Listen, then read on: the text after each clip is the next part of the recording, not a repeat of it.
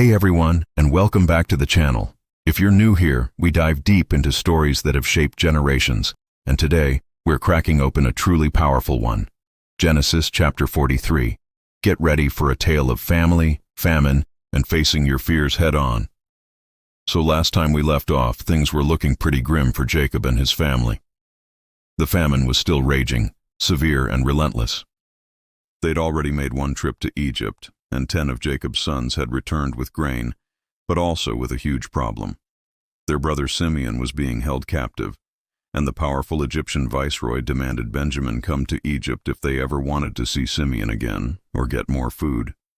Jacob, heartbroken and terrified of losing Benjamin, his youngest and the only other son of his beloved Rachel, was absolutely refusing. He couldn't bear the thought, but time and hunger waits for no one.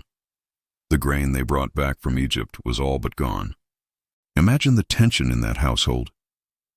Every day, stomachs growled, children cried, and Jacob's heart was heavy with an impossible choice. His son Judah, seeing the desperation, finally stepped up. He knew they couldn't just sit there and starve. He confronted his father, reminding him of the viceroy's strict command, "You will not see my face again unless your brother is with you." It was a non-negotiable condition. Jacob, still reeling from the supposed loss of Joseph years ago, retorted, "Why did you bring such trouble on me by telling the man that you had another brother?" Can you feel his pain and frustration? It's a very human reaction, blaming others when you're in an impossible situation. But Judah, wise and practical, explained, "The man questioned us closely about our family, asking, 'Is your father still living? Do you have another brother?' We simply answered his questions. How could we possibly know he would say, 'Bring your brother down'?" This is a pivotal moment. Judah, recognizing the gravity of their situation, wasn't just making an argument. He was offering a solution, and more importantly, a personal guarantee. He told his father, "Send the boy with me, and we will go at once, so that we and you and our little ones may live and not die. I myself will guarantee his safety. You can hold me accountable for him. If I do not bring him back to you and set him before you, I will bear the blame all my life."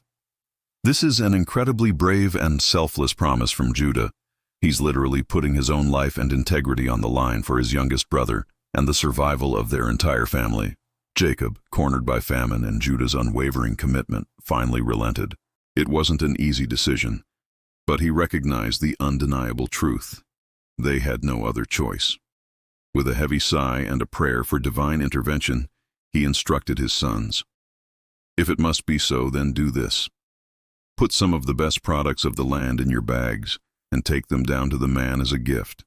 A little balm and a little honey, some spices and myrrh, some pistachio nuts and almonds."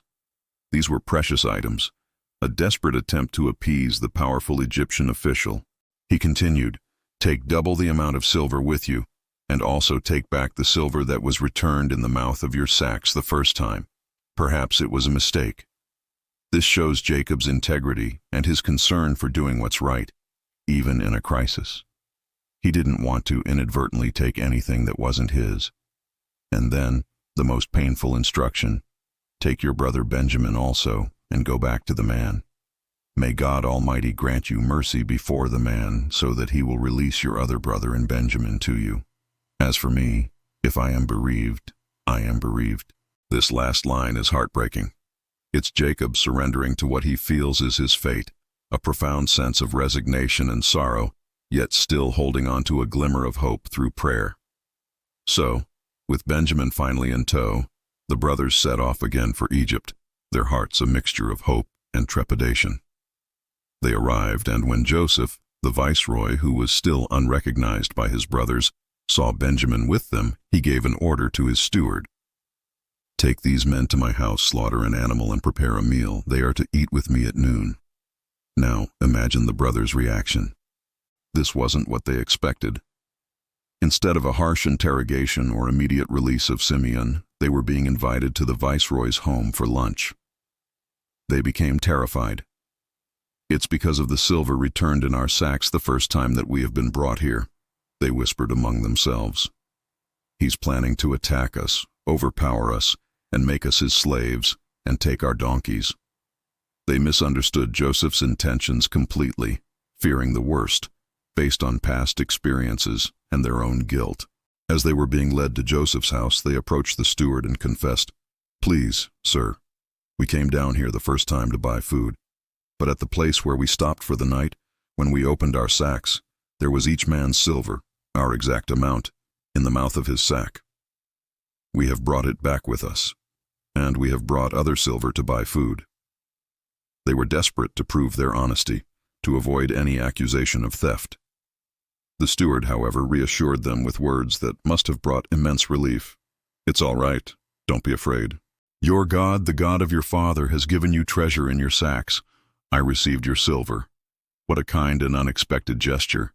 And to their great joy, the steward then brought Simeon out to them. Imagine the reunion, the relief at seeing their brother safe. Then the brothers were given water to wash their feet and food for their donkeys as they waited for Joseph to arrive. They carefully prepared their gifts for him, anticipating his arrival at noon. When Joseph finally came home, they presented him with their gifts, bowing down before him to the ground. This act of bowing, of course, echoed Joseph's childhood dreams, though neither he nor they fully grasped the significance at that moment.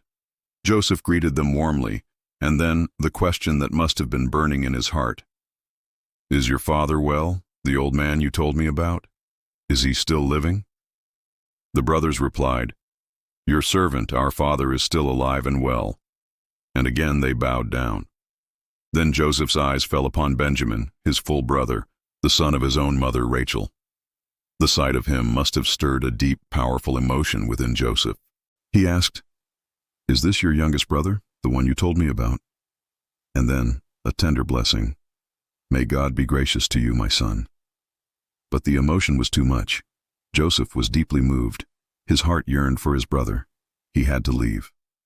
He quickly went to his private room, and there he wept.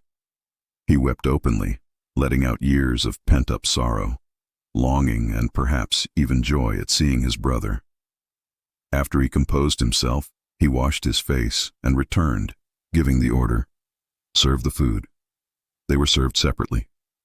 Joseph at his own table, his brothers at theirs, and the Egyptians who ate with Joseph at still another table, as Egyptians considered it detestable to eat with Hebrews. This cultural detail is important, highlighting the separation and social hierarchy. But here's a fascinating detail. The brothers were seated in Joseph's presence, from the oldest to the youngest, in order of their birth. How did Joseph know their exact birth order? This detail must have deeply unnerved them, making them wonder about this powerful viceroy. Was he truly a man of insight or something more? And then, Joseph had portions served to them from his own table.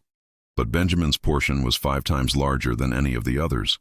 This was a special honor, a gesture of profound favor, and perhaps a subtle test. How would the other brothers react to Benjamin being singled out for such special treatment? Would jealousy rear its head again, as it had with Joseph years ago? But no, the text tells us, they ate and drank with him to their heart's content. For now, peace and feasting prevailed. What an incredible chapter. Genesis 43 is a powerful narrative about the human spirit. It shows us Jacob's struggle with grief and fear, Judah's incredible courage and responsibility, and Joseph's deeply conflicted emotions as he continues to test his brothers. We see themes of reconciliation beginning to stir, of facing the past and the slow, painful process of healing. It reminds us that even in the darkest of times, when fear and famine push us to the brink, hope, courage, and family connections can lead us forward. Judah's willingness to sacrifice for his family, Jacob's ultimate trust, and Joseph's carefully orchestrated reunion all speak to the enduring power of family. It's a story about trusting God's plan, even when it seems impossible, and allowing circumstances to teach us invaluable lessons about ourselves and each other. Thank you so much for joining me on this journey through Genesis chapter 43. I hope you found this exploration as fascinating as I did. If you enjoyed this video, please give it a big thumbs up, share it with someone who might appreciate it, and don't forget to hit that subscribe button and the notification bell so you don't miss our next deep dive into these incredible stories. Your support means the world to us. See you next time.